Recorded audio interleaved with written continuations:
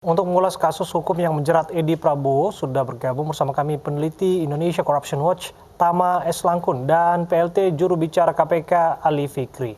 Kita pun telah berupaya menghubungi sejumlah pejabat Kementerian Kelautan, namun belum dapat bergabung. Saya ke Pak Ali Fikri terlebih dulu. Mas Ali, Assalamualaikum, dan Mas Tama. Halo. Ya, Mas Ali langsung saja. Betulkah bahwa dua buron dalam kasus ini, Andre Pribadi Misanta dan juga Amiral Mukmimin sudah menyerahkan diri ke KPK? Benar Mas Abraham, jadi tadi sekitar jam 12-an ya, kedua orang tersangka yang sebelumnya telah ditetapkan sebagai tersangka bersama-sama dengan EP dan kawan-kawan selaku penerima suap ya, tersangka penerima suap, secara kooperatif datang menyerahkan diri ke KPK dan menghadap penyidik gitu Mas Abraham.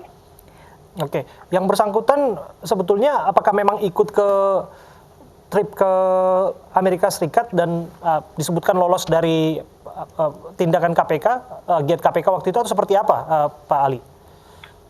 Sejauh informasi yang kami terima itu tidak ikut di dalam rombongan tersebut ya, Mas Abraham. Karena memang kemarin kan ada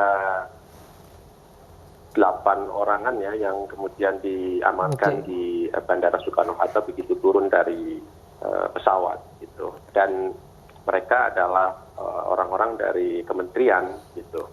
Baik, apa yang menjadi peranan dari kedua orang ini Pak Ali sejauh ini dari hasil penyidikan? Dari hasil penyelidikan kemarin kedua orang tersangka ini itu kan yang APM ini adalah selaku ketua tim ya uji tuntas ya, sebagaimana suatu keputusan Menteri Kelautan dan Perikanan kan kita tahu tanggal 14 Mei 2020 itu menerbitkan keputusan nomor 53 tentang tim uji tuntas perizinan usaha perikanan budidaya lobster, dan kemudian APM ini itu selaku staf khususnya itu ditunjuk selaku ketua pelaksana tim uji tuntas tersebut bersama dengan tersangka staf yang kemarin juga ikut diamankan gitu. Baik, artinya sejauh ini sudah ada 9 orang yang ditetapkan sebagai tersangka Pak Ali. Apakah masih ada kemungkinan membuka tersangka-tersangka lainnya baik pemberi maupun penerima suap? Jadi Mbak Stefani, saya koreksi dulu, itu seluruh tersangka yang sudah ditetapkan tersangka itu ada 7 ya. Jadi 2 orang ini kemarin sudah ditetapkan sebagai tersangka, tetapi belum dilakukan upaya paksa penahanan.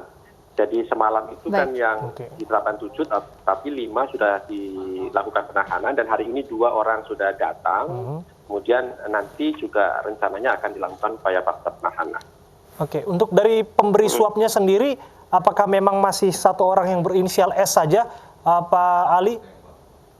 Iya, Mas Abraham. Jadi untuk fokus penyidikan saat ini itu memang mengumpulkan alat bukti, kelengkapan berkas perkara nanti ke depan untuk 1 orang tersangka pemberi SJT ini ya. Namun demikian tentu tidak menutup kemungkinan setelah dilakukan pemeriksaan sejumlah saksi nanti ke depan untuk beberapa waktu, ada pihak-pihak lain yang bisa dikembangkan dari kasus ini ya.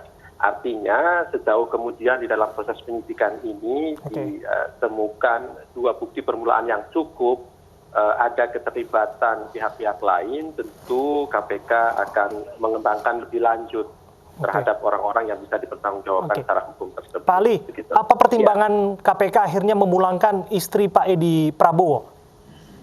Ya tentu tidak hanya istri dari tersangka EP ya, karena kemarin kan yang diamankan ada 17 Mas Abraham. Ditetapkan sebagai tersangka 7, 5 ditahan, artinya sisanya hampir 12 orang itu tentu karena tidak ditetapkan sebagai tersangka maka akan kembali ke tempatnya masing-masing, namun telah dilakukan berita acara pemeriksaan. Tentu pertimbangannya adalah KPK pegangannya adalah bukti permulaan yang cukup. Kalau kemudian sejauh ini kemarin dari hasil penyelidikan itu belum ditemukan bukti permulaan yang cukup terkait dengan keterlibatan para orang yang diamankan tersebut, ya tentu KPK tidak menetapkan atau belum menetapkan sebagai tersangka. Namun demikian, sekali lagi di dalam perjalanannya proses penyidikan ini ternyata berdasarkan fakta-fakta itu ada keterlibatan baik itu orang-orang yang sudah diamankan dan kemudian boleh pulang itu ataupun pihak-pihak lain tentu juga akan ditetapkan sebagai tersangka. Begitu, Mas Baik. Abraham. Baik, Pak Ali, kami ingin kembali menggarisbawahi seperti apa sebenarnya peranan dari Menteri Edi Prabowo dan berapa nilai suap yang diterima oleh Menteri Edi Prabowo? Peranannya adalah ketika diawali kan mengeluarkan surat keputusan nomor 53 tadi yang saya sebutkan ya, Mbak Stefani. Ya, kemudian ada pengusaha eksportir tadi yang sudah ditetapkan sebagai tersangka SDT akan mengurus izin ekspor benih lobster tersebut, termasuk kemudian tentu EP ini diduga kemudian mengkondisikan agar kemudian bisa keluar izin itu, namun untuk pengirimannya nanti melalui satu perusahaan, ya, yaitu PT ACK, yang semalam juga sudah dibacakan bahwa di sana ada 2 orang nomine yang atas nama dari tersangka EP ini, gitu. Yang berikutnya itu kan ada satu syarat bahwa untuk pengiriman benih lobster ini melalui perusahaan PT ACK ini akan dibiayai biaya angkut sebesar 1.800 per ekor benih lobster gitu. Dan ini merupakan kesepakatan, diduga merupakan kesepakatan antara AM yang hari ini datang orangnya, yang sudah ditetapkan sebagai tersangka juga, dengan APS dan tersangka SWD juga sudah ditetapkan sebagai tersangka kemarin itu gitu. Nah, di dalam kemudian proses pengurusan izin ekspor tadi benih lobster dan termasuk juga tanda kutip diharuskan melalui PT ACK tadi, kemudian menyetorkan beberapa uang gitu ya ke rekening PT ACK tersebut, yang sesungguhnya di dalam PT ACK itu ada 2 orang nomine atas nama EP gitu.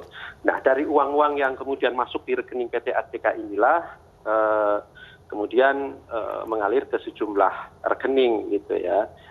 Dan kemarin sudah disebutkan juga antara lain terkumpul itu kurang lebih 9,8 miliar gitu.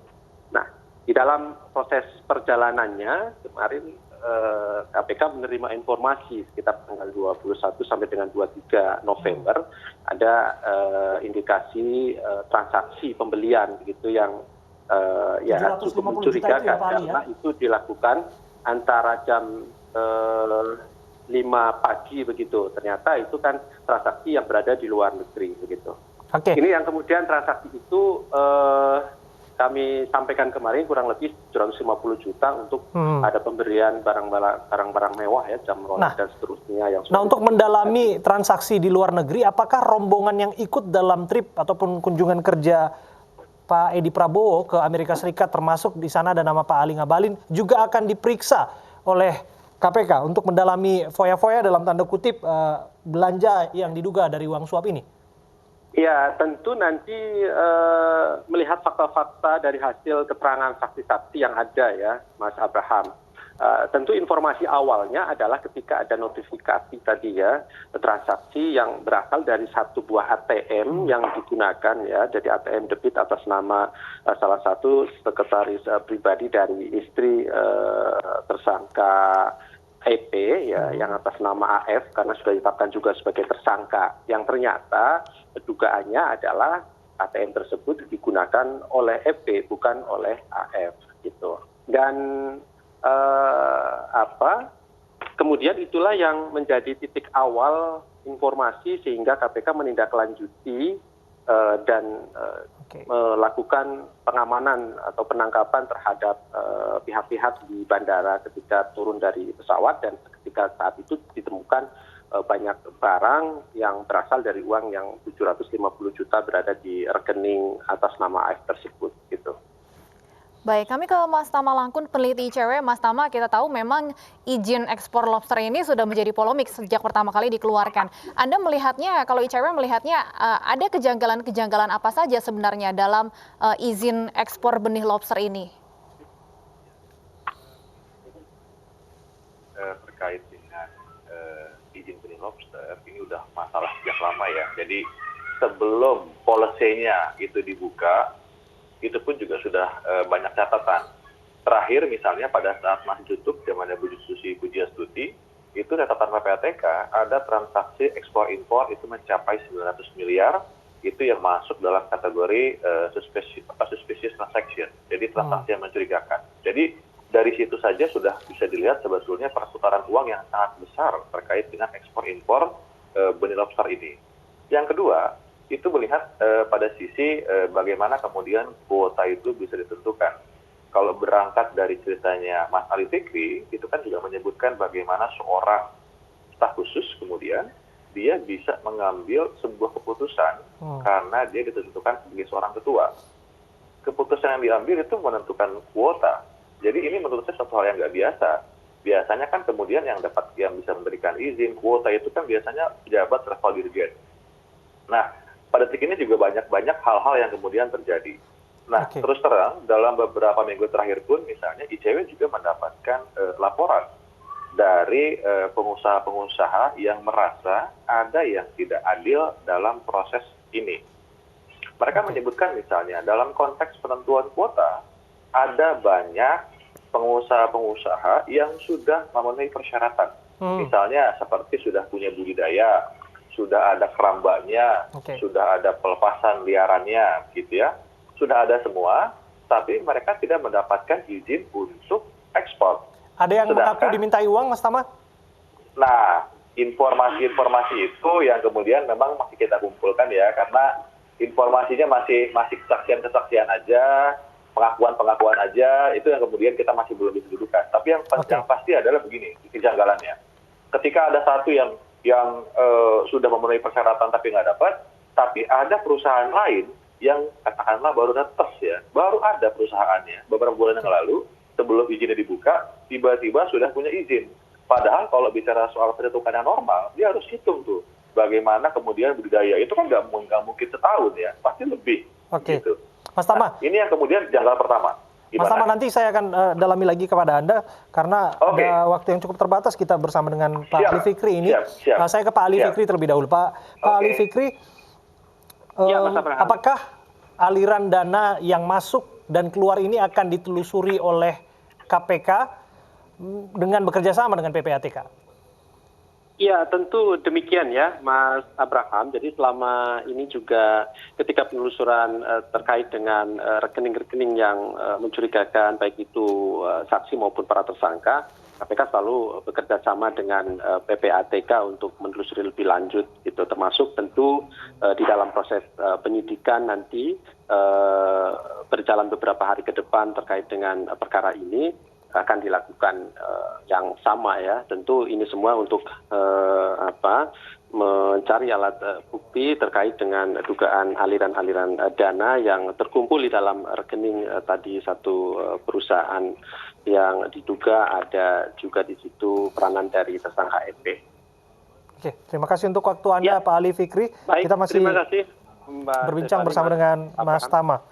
Ya, Mas Tama, dari 17 orang yang ditangkap, 7 orang ditetapkan menjadi tersangka. Anda melihat ada kejanggalan, ada yang belum diperiksa secara utuh, sehingga termasuk ada istri Pak Edi Prabowo yang pada akhirnya dipulangkan oleh KPK. Kalau kita lihat dari rentetan barang buktinya, tas-tas mewah dan lain sebagainya, ini menjadi pertanyaan dan kejanggalan. Mengapa seorang istri tidak begitu mengetahui aliran dari mana uang untuk membeli barang-barang mewah itu?